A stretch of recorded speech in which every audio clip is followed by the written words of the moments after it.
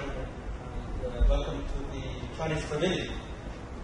This afternoon I would be very pleased to take out your questions regarding the conference here in Durban and also on China's policy actions to address climate change.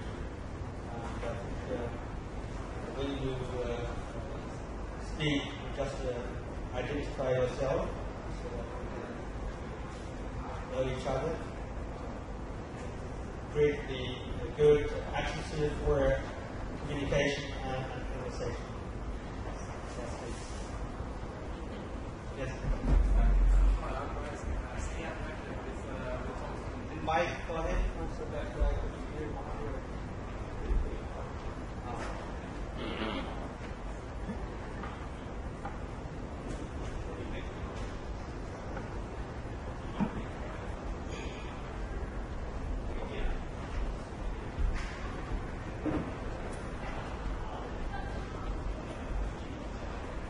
maybe you could be very loud and shout so I can hear you. I will try.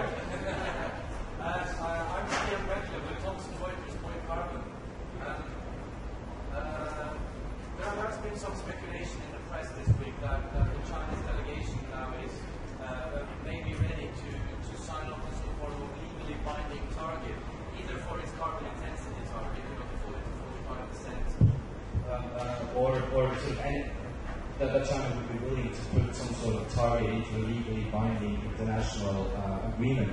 And I just wanted to know if you could confirm or deny that. Actually, legal binding is not an issue for us because China has already been party to the convention as well as a party to the protocol, which are, according to international law, is legally binding.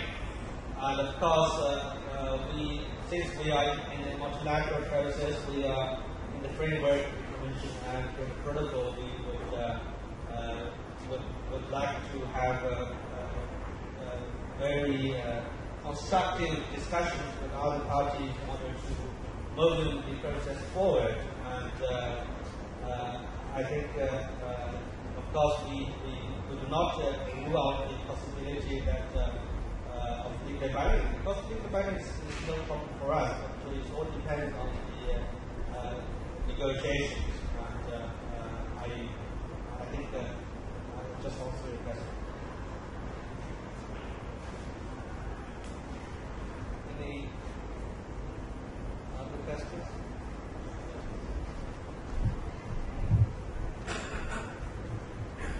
Hi, my name is Hector Alonso. I work for the Spanish News Agency. I would like to ask you if China supports the European Union roadmap. We support any proposals, any measures that will enhance the implementation of the convention and secure a second period under the protocol. Of course, we know that the European Union has put forward a proposal.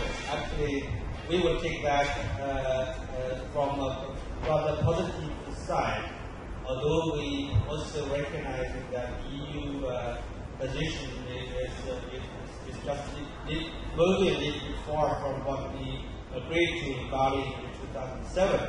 But since EU is the only group of parties that are ready to consider the second comment period under the protocol. So from developing countries' perspective, we would be very much willing and ready to engage constructively with the European Union, any party who are ready to enter a second comment period under the protocol. I think I made that very clear in the statement on behalf of the basic countries, Brazil, South Africa, India and China at the plenary of both the COP as well as the COP market. Yes, Good evening, sir. This is Mustafa from Planet 10. So my question is China planning to start a registry of export for the emission trading scheme you have announced in 6 or 7 of the municipals and the provinces? just repeat the question. Has China decided something on the registry for the emission trading schemes. National level voluntary emission trading scheme has China decided to set up a registry for that. Yes, it's very clear in our national program for sustainable development, which was just adopted by the National People's Congress earlier this month in March. And it's very clear in the 5-year plan that we are determined to gradually establish our national system for emission trading. And in order to implement the policy objective we set in the 5-year plan, we have already launched a pilot program to establish provincial or municipal schemes for carbon emission trading system as implementation of the 5-year plan. And of course, in the pilot program for carbon emission trading, certainly the registry would be one of the important components of the design. We are still in the process of designing and also implementing our pilot program happening. The lady? My name is Alex Smith from the British newspaper The Independent. I've been hearing, actually from the British delegation, a feeling that they had great optimism for a sort of EU and China hand-holding, and that they're finding the Chinese position to be somewhat harsher than they expected.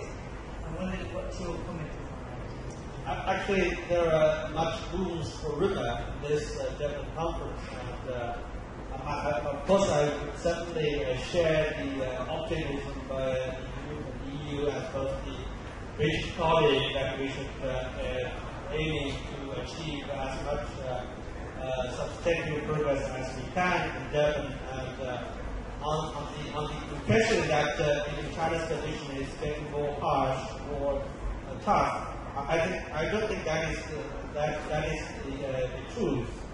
Actually, you might have noticed that there are also some media reports and also reports from NGO, and even the headline news that the European Union is getting tougher in negotiations and moving back from what they have already agreed to. I don't confirm, but I also have the impression that EU is really tough, but still we are ready and willing to engage the European Union constructively in order to secure good outcomes, particularly for the second coming period and the European Parliament. The lady next to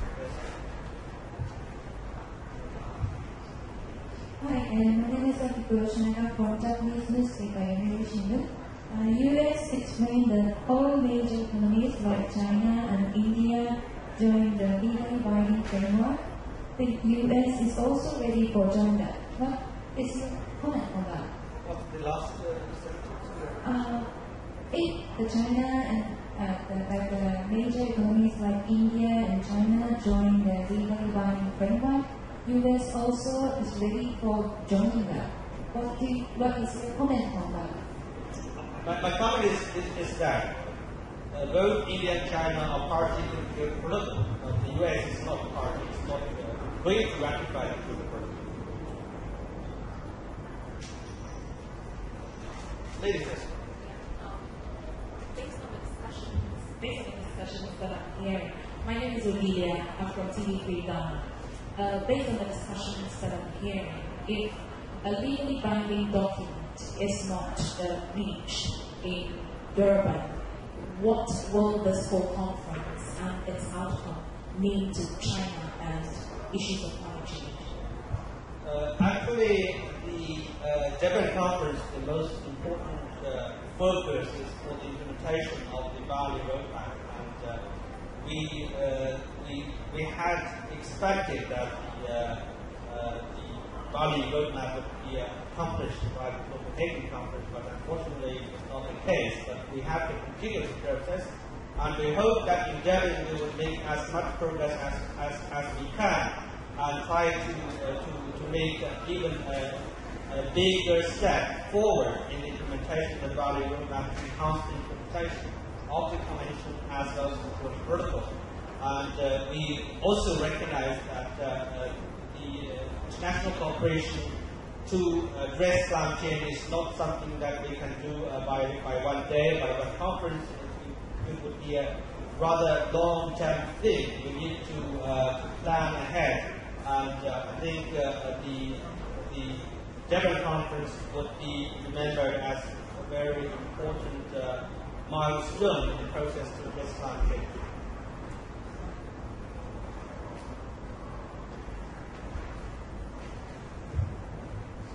My name is Hazuki, Japanese newspaper ICU.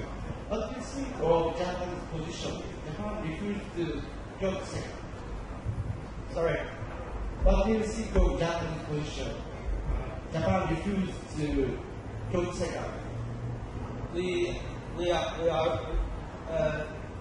regret that the government of Japan take that position to oppose the second compare under the protocol, and I think that was not very good to the multilateral process to address the climate challenge. But we hope that Japan would reconsider its decision to stay out the protocol.